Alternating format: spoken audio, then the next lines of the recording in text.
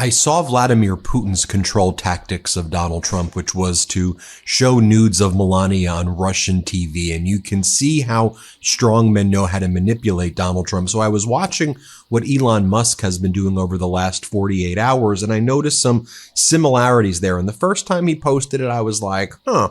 Then he did it again. And I said, this seems to be part of a concerted effort, a message that Musk may be sending to Donald Trump. Here's what Musk posted. Breaking, Senator Dick Durbin, a Democrat, by the way, calls for the release of the Epstein files to the public. Now, Elon Musk is using his social media platform to amplify that. And Elon Musk says, cool. It's notable because Donald Trump's going to be all over those Epstein files. Trump is all over the call logs for Epstein. He's all over the flight logs for Epstein. Trump and Epstein were very close friends in Palm Beach. Epstein would find the girls to traffic, at least some of them at Mar-a-Lago, like Virginia Giuffre, who Ghislaine Maxwell, who trafficked for Epstein, would go to Mar-a-Lago, find the girl, bring her to Epstein, and then Epstein would then start the trafficking operation. And Virginia Giuffre worked in Mar-a-Lago as like a server there. And so I'm just thinking all of these connections as well, depositions, transcripts from some of the Epstein cases that mentioned Donald Trump. In the Ghislaine Maxwell trafficking case, 14-year-old girl, talk about how Epstein brought her to Donald Trump or introduced her to Trump. I'm thinking to myself, why is Musk posting this? Then Musk seems to be making some other posts, seemingly taunting Donald Trump, him in front of the Doge logo, something that says, and when you want something, all the universe conspires in helping you to achieve it. And then he posted this as well. And this is Pam Bondi, who Donald Trump picked to be his attorney general. She's currently the attorney general of the United States. And it's just so interesting. Of all of the Pam Bondi clips, Elon Musk chose this one, which talked about Epstein's connection to Bill Clinton. And Bondi was like, well, Trump is different. Trump is somehow different than Clinton. But watch this, and it's just, again, interesting that this is what Elon Musk is posting now. Coincidence? You tell me. Here, play this clip. Well, we know he was on the plane, not only on the plane a couple times, multiple times. He traveled internationally with Jeffrey Epstein, and he was on the plane called the Lolita Express because it supposedly had a bed in there where Jeffrey Epstein had young girls. He has been a friend of his, a continuing friend of his for years and years. Contrast that with Donald Trump, who hasn't spoken to him in many years, over a decade, after he kicked him out of Mar-a-Lago for bad behavior. So that's the difference there. And I think Americans see the two-tier justice system. But, you know, we don't know. They're saying Clinton has not been to his private island, but he has traveled all over the world with Jeffrey Epstein. Now, we know leading up to the election, there were some major bombshells that none of the corporate media covered, but we covered here. Daily Beast covered it as well. Here are some of the major bombshells of audio that featured Jeffrey Epstein speaking about Donald Trump. Epstein described himself as Donald Trump's closest friend for about a decade. Epstein claimed that Trump liked to F the wives of his best friends. Epstein alleged that Trump and Melania first slept together on Epstein's private jet, the Lolita Express. Epstein suggested Trump was a serial cheat and loved using his power to pursue women. Trump reportedly had scalp reduction surgery and referred to himself as the Trumpster. Remember this moment here as well on Fox leading up to the election? Listen to the absolute fear and panic that Donald Trump has when he's asked if he will declassify the Epstein files. Play this clip. Would you declassify the 9/11 files? Yeah. Would you declassify JFK files? Yeah. I did a lot of it. Would you declassify the Epstein files? Yeah, I would. All right. I guess I would. I think that less so because, you know, you don't know it. You don't want to affect people's lives if it's phony stuff in there because there's a lot of phony stuff with that whole world. But I think I would. We took note of it then when Donald Trump said that.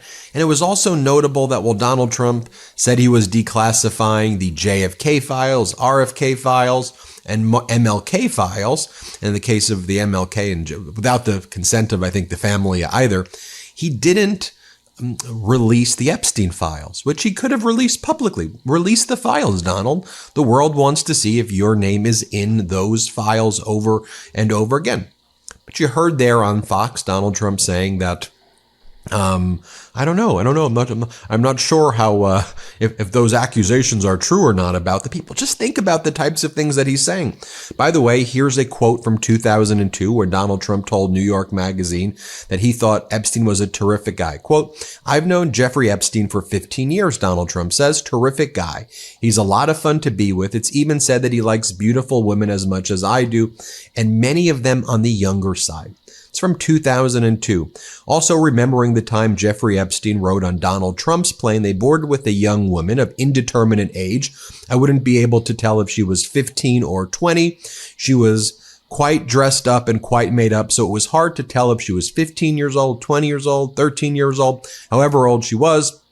Unclear, but Epstein would bring girls like that onto Donald Trump's plane. Also, we have the Epstein deposition transcripts from some of the cases where one of the women who Epstein trafficked said that while they were in the airplane together, Jeffrey said, "Great, we'll call up Trump and we'll go to," I don't recall the name of the casino, but we'll go to one of Donald Trump's casinos. Should be noted that the plane that Donald Trump was flying around during the 2024 campaign was actually Epstein's jet. It was one of Epstein's private planes where Epstein sex trafficked women in the jet.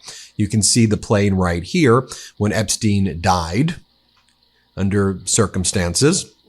And the jet was acquired by somebody else who then lent that plane to Donald Trump during the election. You see here Donald Trump's name appears over and over again in the Epstein flight log when Epstein was alive, because Trump would go on that plane quite frequently as well.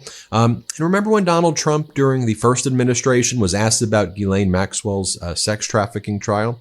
And he goes, "I wish her well," when asked, "What message do you want to send her?" Here, play this clip. Ghislaine Maxwell is in prison, and so a lot of people want to know if she's going to turn in powerful people. And I know you've talked in the past about Prince Andrew, and you've criticized Bill Clinton's behavior.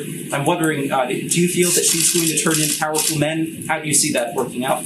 I don't know. I haven't really been following it too much. I just wish her well, frankly.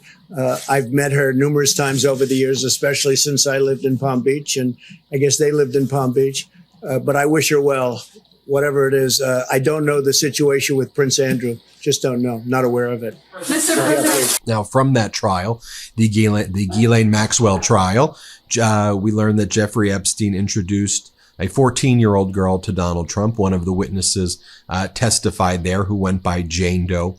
We know that Steve Bannon contacted Jeffrey Epstein over worries he would flip on Donald Trump, according to a book at that time. And just so you can hear it for yourself, this is Michael Wolff dropped this audio of Jeffrey Epstein spilling insider details about Trump's White House when Epstein clearly was in the know of what was happening in the White House back then. Here, play this clip. I think we have a snippet from one of the conversations that I recorded with Epstein, and I think this was in a restaurant in 2017. His people fight each other. Right. And then have outsiders. He sort of poisons the well outside. He will tell 10 people Bannon's a scumbag and Priest is not doing a good job and Kelly has a big mouth. And what do you think? Jamie Dimon says that you're a problem and I shouldn't keep you.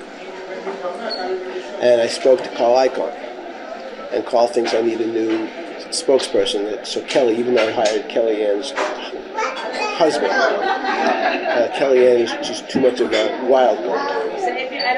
And then he tells Bannon, I really want to keep you, but Kellyanne hates you. I have more than dozens. I probably have 100 hours of Epstein talking about the inner workings of the Trump White House and about his long-standing, deep relationship with Donald Trump. Now, it should also be noted as well that leading up to the election, another woman came forward. Donald Trump groped me in what felt like a twisted game with Jeffrey Epstein, former model alleges. Stacey Williams says the ex-president, whose spokesperson denied the allegations, touched her in an unwanted sexual way in 1993. after Epstein introduced them. There was another instance where a Sports Illustrated swimsuit model talked about being introduced with Epstein and Trump wanted her to party with him and Epstein. Really disgusting stuff right there as well. And then there was this story from The Guardian back from 2020 about how Donald Trump would hold these yacht events like this one in September 1991 when he was hosting something called the Look of the Year. It's like a teen or preteen beauty pageant was one of the things. Like that was what Donald Trump would do. He would hold like swimsuit pageants. So here's a photo of the girls so you can just see how young these girls were. They were girls. They're children. And then these girls would party on the boats. And this was like a boat that Trump was on with all of these men who were old enough to be the girls, the little girls' grandparents. And they would talk about how one balding man in a swimsuit wrapped his arm around the little girls, said, "Can you get some of these girls around me?" They said, "Can you get some beautiful women around me?" I mean, little girls at the time. And that was part of this yacht trip in connection with the Elite Look of the Year competition at Trump Plaza. I just think it's interesting that you have, as Epstein, as Elon is doing all of these things, taking control, the tactics right here of mentioning Epstein over and over again, I think is a control mechanism as it relates to Donald Trump to basically say, okay, now that I have access to the government files, you're going to need me. So don't think I'm like the other people in your world who you can dispose of. I've put my teams in the various agencies. We've got classified information now. We've got all this stuff. I don't think it has to, again, this is just my opinion. All this is my opinion, but I don't think it has to be said like overtly, but in my opinion, it does send that message, whether that's what's intended or not, you could decide. But my opinion is, I think that it sends a strong. Like Donald Trump dating young girls, teenager, 14-year-old on the yacht with his friend, airline, going out dating. I'm saying you have to be careful what he's doing because everything darkness will come to light. Just subscribe to my channel, thumbs up, hit the notification button, and peace out. Queen Tanya here. Have a nice day. Subscribe.